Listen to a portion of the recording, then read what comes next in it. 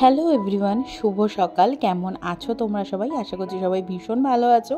আমি পিয়ালি, আমাদের ছোট্ট সংসারে তোমাদের অনেক অনেক স্বাগত আর অনেক অনেক ভালোবাসা জানিয়ে আজকের ব্লগটা শুরু করছি। এখন বাজে ওই 6:30। আর কালকে তো ছিল হচ্ছে ওই একাদশী, তোমাদের সঙ্গে তো শেয়ার করেছি আগের দিনের ভিডিওতে।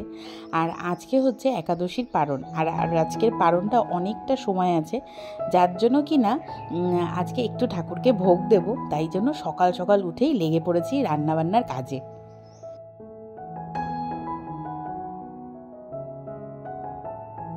আগের দিনকে যখন মা বলেছিল যে পারণের অনেকটা সময় আছে, তখনই ঠিক করে নিয়েছিলাম যে ঠাকুরকে একটু খিচুড়ি আর আলু ভাজা আর একটু পাঁপড় ভাজা এই করেই দেব, কারণ সকাল সকাল তো এর থেকে বেশি কিছু করা যাবে না। তাই জন্য দেখো যে পুরী দিয়ে যে কুনকেটা এনেছিলাম চাল মাপার, ওইটাতেই আমি এখন ডাল আর চালটা মেপে নিলাম, নিয়ে এখন বসিয়ে দেবো আস্তে আস্তে। আর ওইদিকে আলুটা আমি ধুয়ে নিয়েছি, দেখতেই পেলে, আর সাইডে কেটেও নিয়েছি, সেটা তোমাদের সঙ্গে শেয়ার করিনি। এই আর কি, সকাল সকাল উঠে কিন্তু রান্নাবান্না করতে ভীষণই ভালো লাগছে, কিন্তু জানো তো এই গরমে এই সকালবেলার রোদটাও কিন্তু খুব গায়ে লাগছে। আর রান্নাঘরে তো দেখতেই পাচ্ছ কি ভীষণ রোদ ঢুকছে। শীতকালে কিন্তু এই রোদটা ভীষণই ভালো লাগে, কিন্তু গরমকালে দাঁড়ানো যাচ্ছে না।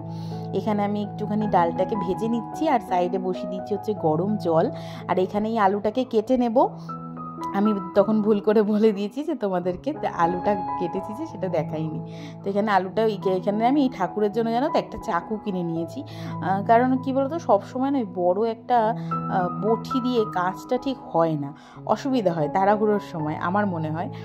কারণ আমরা এখন তো সবাই একটু অভ্যেসগুলো নিজেদের চেঞ্জ করে ফেলেছি, কারণ আগে তো সবাই বটি ছাড়া কাটতে পারতো না, আর এখন কিন্তু সবাই একটা চাকু আর একটা বোর্ড টাইপের নিয়ে, ওটার উপরে চপার বোর্ড যেটাকে বলা হয়, ওর উপরে নিয়ে কাটাকুটি করতে বেশি আমরা সুবিধা বলে মনে করি। তো আমিও যথারীতি তাই, তো ওই জন্য ঠাকুরের জন্য একটা চাকু কিনে নিয়েছি, বড় বটিটা রেখে দিয়েছি যত্ন করে। আর এখন এই যে চাল ডালটা নেওয়া হয়ে গেছে, ওইগুলো ঢুকিয়ে রেখে দিচ্ছি, কারণ এখানটা তো আমাদের নিত্যদিনের রান্নাবান্না হয়, তা এখন কি আর করা যাবে, ঠাকুরের জন্য তার আলাদাভাবে রান্নাঘর নেই, আর ঠাকুরের জন্য আলাদাভাবে আমি ওভেনও এখন অবধি কিনতে পারিনি। খুব ইচ্ছা আছে এই ঠাকুরের জন্য আলাদাভাবে কিছু করা, যাতে সেখানে বসে আমি ঠাকুরের ভোগটা রান্না করতে পারি। তো দেখো, সব কিছু তো মুখে বললেই হয় না, তার জন্য অনেক কিছু প্রয়োজন, সময়টাও যেরকম দরকার সেরকম সাথে সাথে আরও অনেক কিছু আছে।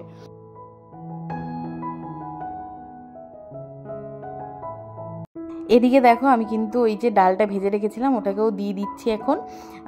আর চালটা একসাথেই সেদ্ধ করে নেব, নিয়ে ফোড়ন দিয়ে দেবো, অনেকটা চটপট হয়ে যাবে। আর এদিকে তো দেখতেই পেলে যে আমি এখানে আলু ভাজাগুলো বসিয়ে দিয়েছি। আর আলু ভাজার জন্য না আর একটা খুন্তি বের করার প্রয়োজন, ওই যে আলসামি করে আর বের করলাম না। নিচেই সমস্ত কিছু ঠাকুরের জিনিসপত্র রয়েছে, তবু আর ইচ্ছে করলো না, এই চাকুটা দিয়ে কাজ চালিয়ে দিচ্ছি। এরকম অনেক সময় হয়, কাজ করতে করতে মনে হয় দূর থাক গিয়ে এটা দিয়েই চালিয়ে দিই। আর আমার হাতে যেটা দেখতে পাচ্ছ, এটা কিন্তু হাতা প্লাস খুন্তি দুটোরই কাজ করে। এটা কাঠের, জিনিসটা ভীষণ সুন্দর, আমার পছন্দ হয়েছিল, আমি মেলা থেকে কিনেছিলাম এটাকে। আর এইদিকে তোমাদের দাদাভাই একটু শুয়েছিল, কারণ এই যে যা ভীষণ পরিমাণে গরম পড়েছে না, রাত্রিবেলায় আমরা কেউ ঘুমোতে পারিনি কালকে, জানো না। প্রথমত প্রচুর পরিমাণে মশা কামড়াচ্ছিল, তারপরে এত গরম, ফ্যানের হাওয়া তো গায়েই লাগছিল না, কি আর বলি। তো ও যাই হোক, এসব করে না একদম রাত্রে আমাদের কারো ঘুম হয়নি, যার জন্য আরও সকাল সকাল আমি উঠতে পেরে গেছি, কারণ যেহেতু ঘুমোইনি সারা রাত, তো আর ঘুমের কারণ কি, এখন তো ভীষণ পরিমাণে আমার চোখটা জ্বালা করছে, তবুও কাজটা করে নিই, তারপরে একটু রেস্ট নেওয়া যাবে এই আর কি। তাড়াতাড়ি করে যদি আমি কাজটা কমপ্লিট করতে পারি, পুজোটা কমপ্লিট করে নিলে তারপরে আমি একটুখানি রেস্ট করতে পারবো, এই জন্য একটু তাড়াহুড়ো করে করছি। আর এখন তো বই কটা বাজে, 7টা বাজে। আর কারণ কেন বলছি 7টা বাজে, এই রান্নাটা করতে করতে কিন্তু আখিকে পড়াতে চলে এসেছিলো। তো স্যার তো ওই 6:45 থেকে 7টার মধ্যে চলে আসেন, তো দেখলাম আজকে পুরো 7টাতেই ঢুকেছে। ঘড়িটা দেখে নিলাম। আর এখানে দেখো, আমি কিচ্ছু না, শুধুমাত্র একটু জিরে ফোড়ন, শুকনো লঙ্কা আর কিছু বাদাম আর নুন হলুদ এইসব দিয়ে একটা ফোড়ন রেডি করেছি। আজকে না আমি কি করি বলো তো, খিচুড়িটা না 5 ফোড়ন দিই, ভীষণ টেস্টি হয়। তোমরা কোনো দিনও যদি করো তো করে দেখো। আর আজকে আমি জিরে ফোড়নটাই দিলাম, কারণ আমার মনে হয় খুব সিম্পলভাবে করি আজকে ঠাকুরের জন্য। আর এরকমভাবে এই একাদশীর পরের দিনকে আমার মায়ের গুরুজি যখন আসেন, তোমাদেরকে শেয়ার করব ধীরে ধীরে, যদি উনি এর মধ্যে আসেন তখন কিন্তু এই সকালবেলায় গোপালকে এই ভোগটাই দেয়, এই খিচুড়ি আর আলু ভাজা আর সাথে পাঁপড় ভাজা, ভীষণ ভালো লাগে জানো না। তো আমিও ভাবলাম, কেননা আমি আমাদের বাড়িতেও এই রকম ভোগটাই দিই, তাই জন্য আজকে এই দেখো ভোগের আয়োজন কিন্তু আমার কমপ্লিট হয়ে গেছে। তোমাদের দাদাভাই এখন সমস্ত কিছু গুছিয়ে নিচ্ছে ঠাকুর ঘরে, দাঁড়াও দেখাচ্ছি।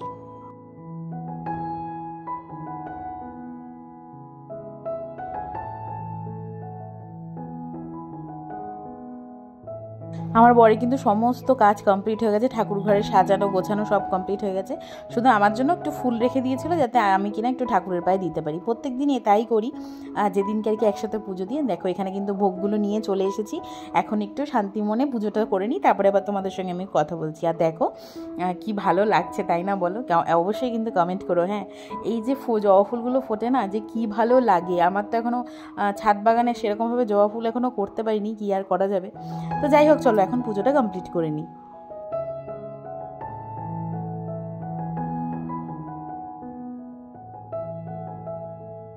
পুজো কিন্তু ওই 9টার মধ্যে কমপ্লিট করে নিলাম, আর এখন নিয়ে বসে পড়েছে হচ্ছে চা। সকালবেলায় আমাদের পারণ বলতে ওই পুরীর যে মহাভোগটা থাকে, তো ওই মহাভোগটা আমরা একটা করে মুখে দিয়ে নিয়েছি, দিয়ে আমাদের পারণ করা কমপ্লিট। আর ভোগটা ঠাকুরকে দিয়ে রাখলাম, পরে আমরা নেব প্রসাদ। আর এখন এই যে এখানে কি দেখাচ্ছি বলো তো, যে আমি 2টো বিস্কুট নিলাম, তোমাদের দাদাভাইকে একটা বিস্কুট দিয়েছি, এইটাই দেখাচ্ছিলাম আর কি। তো যাই হোক, এখন কিন্তু বিকেলবেলা, আর সারা দুপুর আমরা সবাই মিলে ল্যাদ খেয়েছি, বিশেষ করে আমি। মানে এত বীভৎস পরিমাণে রোদ উঠেছে, মানে এই রোদে আমার অন্য কোনো কাজ ভালো লাগছিল না। তোমাদেরকে তো সকালবেলাই বললাম যে আমি রাত্রিবেলায় একদমই ঘুমোতে পারিনি গরমে, যার জন্য কি হয়েছে বলো তো, এখনও যে আমি ঘুমিয়েছি দুপুরবেলায় তা কিন্তু নয়, কিন্তু ঘর থেকে বেরোইনি আর কোনো কাজ করিনি। আর এই যে এখন এই বিকেলবেলায় ভাবলাম না, এই এখন কটা বাজে বলো তো, ওই 4টে থেকে 4:30 মতো বাজে।